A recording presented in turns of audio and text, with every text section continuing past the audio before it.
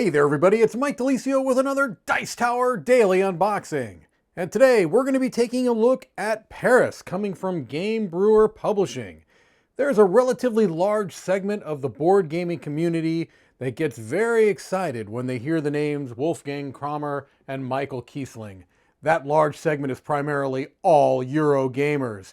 Kramer and Kiesling are very renowned in the mid-weight Euro kind of sphere.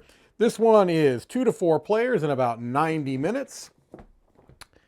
Paris is at the height of its transformation into one of the most beautiful cities in the world after having successfully organized the World's Fair in 1889, topped by the construction of the Eiffel Tower.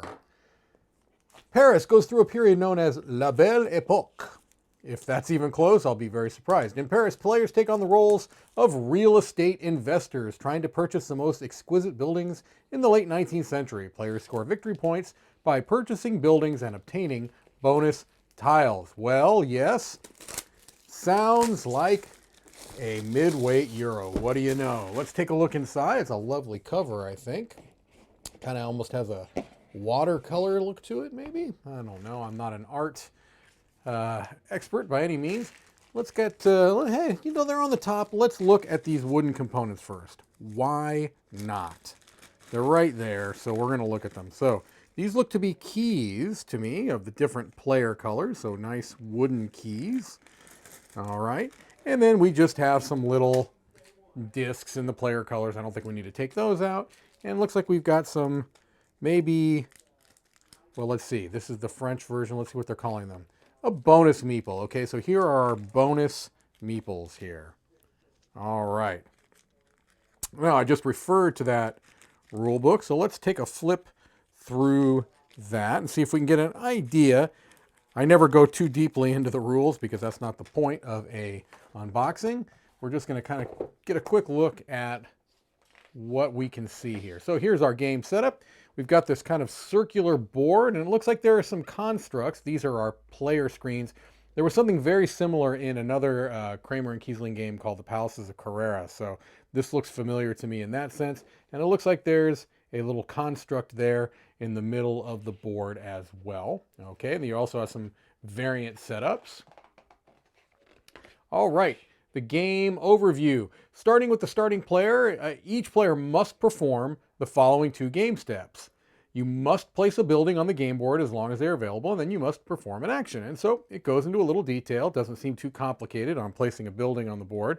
And it looks like we've got different actions that you can take. You can either place a key on a bank or on the Arc de Triomphe, move a key to purchase a building, or take an endgame tile, and that's only allowed when all piles of the building tiles are empty. Okay, and so it goes into the different details here. I'm placing a key, moving a key, VP tiles, buildings, landmarks, costs,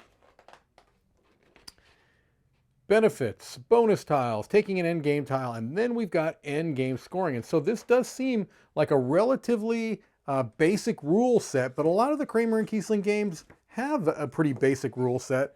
The kind of the complexity is in the details and the interactions of those different actions, even if they are simple. This is a very heavy weight as far as physical weight, and I think I can see why. There is a lot of cardboard here, and it's thick cardboard, okay? So I'm just going to kind of show you the sheets of this cardboard rather than, there was one piece already punched out, but you can, I think, get a sense that is thick cardboard. It is high quality in its makeup and construction. Let's just kind of look through these. I'll just go through them relatively quickly, but you can get an idea of the different bonus tiles and things along those lines. What look to be currency tokens as well. There's also a bag we have here. I believe this might be like an upgrade from the Kickstarter, perhaps. If it is, I don't know if this was a Kickstarter or not, but we've got some upgraded wooden bits for these that I'm going to show you. So here we've got cardboard versions of these, but I've got some wooden ones that I'm going to show you here in a moment once we've gone through these, which I'm going to go a little bit more quickly because, like I said, there are, looks like 17 of these punchboard sheets.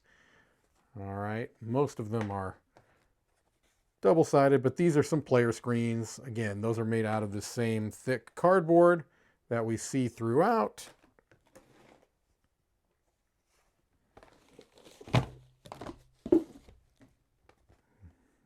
I would do some French melodies, but I don't know that I have confidence that I would be able to give you an accurate French melody. And besides, really no one wants to hear me trying to attempt a melody anyway. Let's just look at the lovely components. Almost there. All right. And then, as I mentioned, we've got some upgraded wooden pieces, thick wooden pieces that make up for some of those what look like component cardboard tokens. All right, well, hopefully that gives you a pretty good idea of what you'll find inside the box of Paris. Thank you for watching another Dice Tower Daily Unboxing.